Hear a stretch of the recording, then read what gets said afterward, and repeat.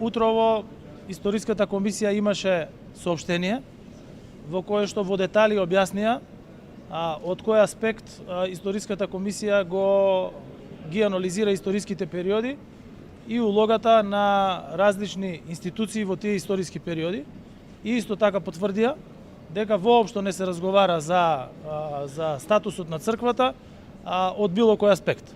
Така да сметам дека сите оние кои што даваа изјави врз основа на шпекулации во текот на изминатите 2 дена, треба да се воздржат од тоа и да ги почекаат секогаш официјалните изјави на Историската комисија, а мислам дека изјавата на сите членови потпишани на нашата Историска комисија се многу јасни дека воопшто таму не станува збор за било какво дефинирање на статусот на Македонската православна црква, Охридска архиепископија. Бугарската страна си дава изјави за себе. Она што е валидно е само кога Историската комисија со сите 14 члена ќе има консензуален став за било кое прашање. Се друго се изјави кои што немаат никакво влијание врз финален резултат на работата на Историската комисија, бидејќи Историската комисија прво работи независно и тоа беше целта.